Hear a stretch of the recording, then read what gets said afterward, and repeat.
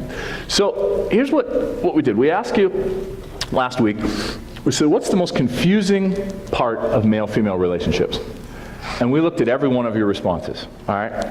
Which some of you are like, you did? Yes, we did. All right, so, and a few of you said, nothing is confusing, I got it.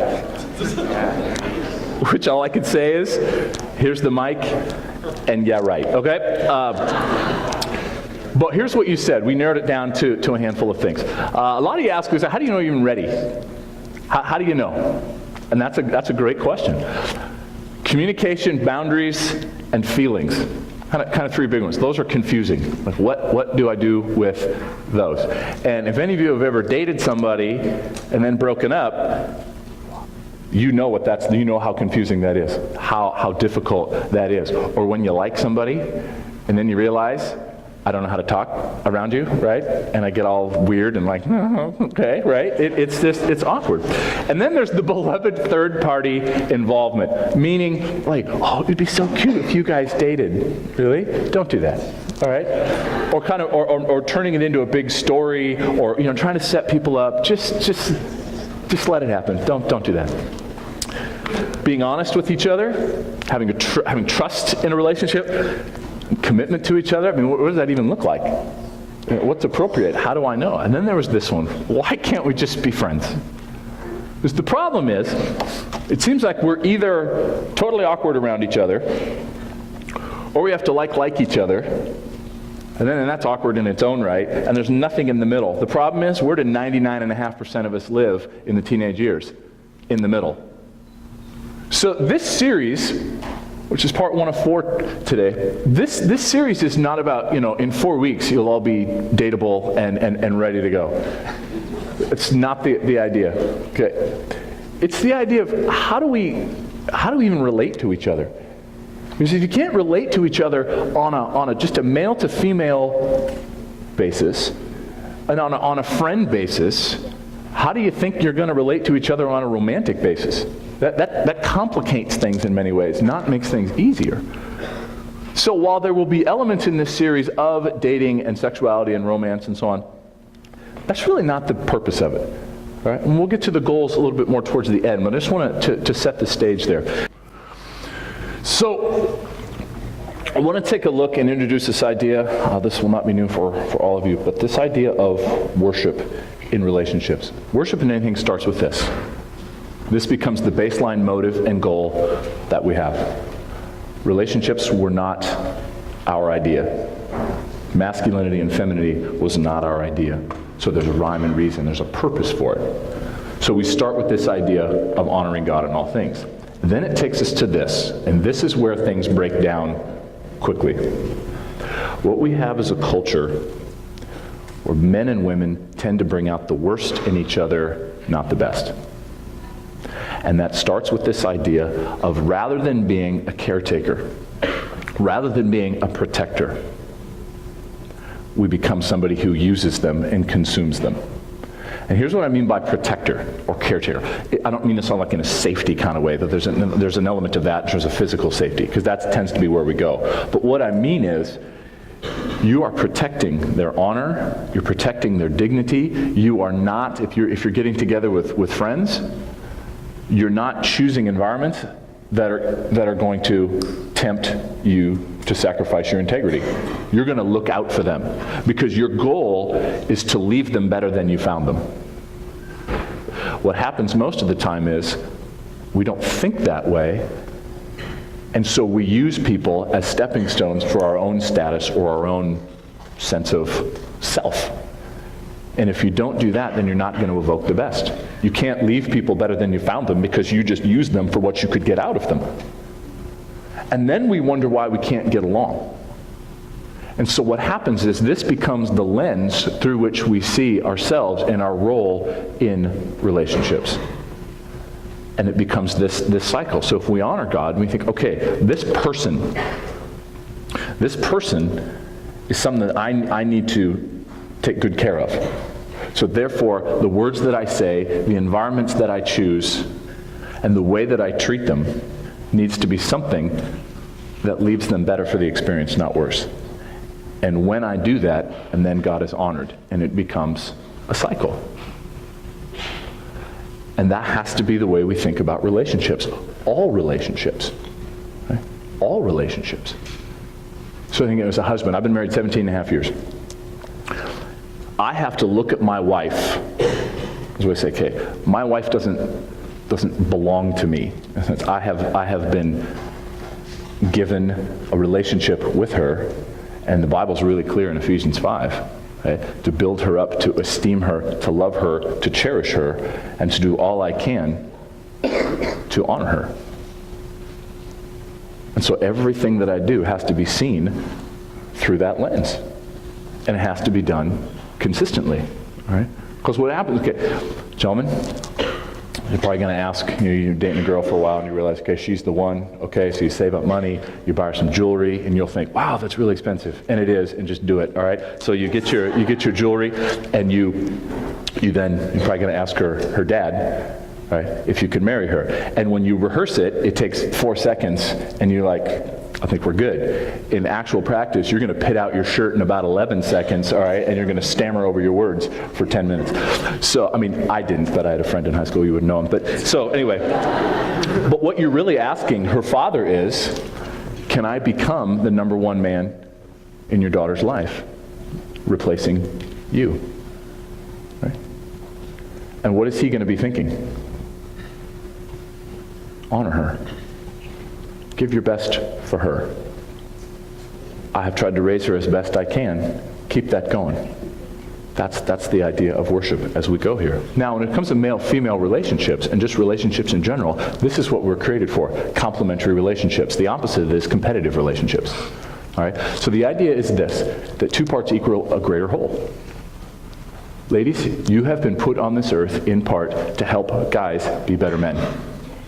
Gentlemen, you have been put on this earth in part to help these girls be better women.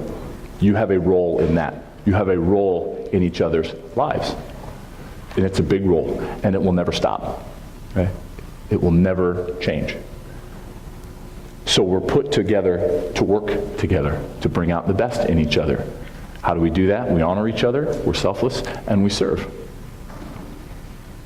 And that's the way we live authentically. That's how we were created. Because the problem with competitive relationships, competition means there are winners and there are losers. Now, winning and losing is fantastic in sports, and it is toxic in relationships. Because in sports, you got a winner, you got a loser, life goes on. In relationships, you actually have 2 losers, and life stinks. But that's the paradigm that we see. That's the way that we see the world, and we see relationships. All right? I want to add one thing too. It's not just that guys are competing, against girls and girls are competing against guys. This affects the way we think about ourselves as well. Okay, I'll give you 2 examples. Gentlemen, when you swear and make sexual jokes, I would submit to you that when that happens, you are trying to impress each other, not them. I've never met a girl or a woman in my life who has been truly impressed by that. You're trying to sound good for your boys, at their expense sometimes, but oftentimes at the expense of your own relationships. Ladies, let's talk about dances for a second. Right? Why do you go to so much cost, work, and anxiety to look truly unique at the dance? I would submit to you it's so that you impress each other. Because newsflash, they don't care. Right? I've been to a lot of weddings. I couldn't tell you what a single wedding dress looked like. I couldn't even really tell you what my wife's wedding dress looked like, and I stood in front of her for 45 minutes. All right? Because what do guys do? They go drop a 50 and rent a tux that 400 other guys have worn and be like, sweet. All right? And I have never met a guy who shows up at a dance with the same tux as another guy and is like, right? But watch 2 girls show up with the same dress. It's on. Some of you are like, oh, he did not go there. All right, it's bad stuff. So, all right, because this is some things you should know. 3 things. Okay, your actions and words as a man or a woman are never neutral. All right, you are always learning about what it means to be a man or a woman. You're always taking in lessons in terms of what that looks like. All right, And so you get little moments. Now I'm a dad and I have a son who's 8. And so we're currently reading through the Chronicles of Narnia together. So we read a chapter a night because that's about all I can stay awake for, okay? So I finish my chapter, and then I look at him and I say, time for a hug. Bless you. And he comes over and just lays on top of me, and we just man hug, all right? Like almost crack your back man hug, all right? And we just embrace for a little bit, because I'm trying to show him that big boys hug, because he'll probably be like me, size-wise. Say, big boys hug, okay? So that, we probably won't be doing this when he's 16. That's weird, and we need a stronger chair. But you get the idea, all right? This is an important one, too. That your actions and words as a man or a woman are never viewed through a neutral lens. You're always teaching others what it means to be a man or a woman. So, gentlemen, the girls that you sit in classes with, and eat lunch with, go to school with, whether they really know it or not, are paying attention to how you live out as a man. And they are forming a view of masculinity through your words and actions. Ladies, same thing. You're learning from them. You're paying attention. You're paying attention to them. You're learning what it means to be a woman by the girls that you are around. So the question we ask is, what are we teaching each other? Because you are, all right? And this idea, and I'll tell you, I'll finish with a story here. Okay, your actions and your words are either going to reinforce cultural lies, the things that Joe Orman talked about, or you're going to be a compelling view of the truth. And it's a powerful thing, okay? Here's a not so great story from my life real quick. So when I was 16, it was in the summer, 4th of July actually, and myself and 2 girls from our youth group got together, and then one of the girls, her boyfriend, so it's the 4 of us, and I grew up in Portland, so we went up to Fort Vancouver. They had a big fireworks show. It was 4th of July. And so we had to leave really early, because it's one of those places that's sort of like the White River Amphitheater. It's like one entrance, one exit, right, for 25,000 people. So you had to get there real early to get a good spot, so we have time to kill. So remember, we kind of split off, and I wasn't dating this girl. In fact, I liked her as a friend. She was one of those girls that I really enjoyed being around, because there was no chance of anything romantic happening, so I could just sort of be normal. It was like one of those few really like normal boy-girl relationships. I really liked it. So long story short, I don't know how it got started. To this day, I don't know how this got started. But we just kind of started messing around. Right? That was not part of my plan. Look, I am not Dr. Love, all right? Like I'm making the moves at 6 o'clock, right? No, that's not me. So I don't know how it happened. But I remember thinking this. To this day, I remember thinking, she's okay with this. So in my mind, that meant what? Keep going. All right? Keep going. So that persisted over a while. And so then we watched the fireworks show, all right? And then we're driving home, and of course we get stuck in traffic, right? Because again, one entrance, one exit, everybody's leaving at the same time. So we're stuck in traffic, and it's like stuck in traffic where you just turn your car off. You're like, we're not going. It's like Woodstock. We're just here, okay? None of you kids got that joke. Adults, laugh with me. Anyway, so thank you. So we're here. And so what did it? We just started going at it again, right? But we didn't start from the beginning. You kind of pick up where you left off, right? And so I clearly remember three moments from that evening. The first one was she's okay with this. Okay. The second one was where she looked at me and she went, stop. And I was like, oh, okay, yeah, right? Because I'm a good guy, right? I always prided myself, I'm a good guy. I'm not one of those guys. And so I was feeling pretty good, but we got home way late, right? And I had one of those parents where my dad fell asleep at like 10 o'clock no matter what, right? And mom stays up no matter what. So I talked mom off the ledge. I'm like, we got stuck in traffic, it's okay. Anyway, so we didn't have cell phones, we didn't have the leash at the time. So anyway, got mom taken care of, and that was great. And so I remember I went downstairs. It was about 2 o'clock in the morning, and I went downstairs because I was hungry, right? So I had a box of cereal, and so I was coming back up that's true. So I came back up, and I remember just stopping, going, what did I just do? What did I just do? And I replayed the whole evening in my head in about 10 seconds. And I just realized, what have I done? Her name is Lee. I said, what have I done to Lee? And I saw myself in a very different light. Now I was like, you took advantage of her, and I got to make that right. right? But it's weird to call people at 2 in the morning, so I said, I gotta wait. Next time I see her, I gotta make that right. Never saw her again. Okay? And here's what I learned. That very scenario, remember I thought I was a good guy, that very scenario that Lee and I played out, she had played out dozens of times with other guys, as I learned. So what did I learn about that situation? I'm just like every other guy to her. That guys will be friends with you to a certain point, and then it gets physical, and then it's all over. That's what I taught her about masculinity, and to this day, that bothers me. To this day, that bothers me. And so I tried to learn from it. So something like that didn't happen again, because I thought, I can't do that to her. I had a flash of wisdom at 16 years old. So I would just ask this question. When it comes to the way you are living out your femininity, gentlemen, your masculinity, what story are you living out?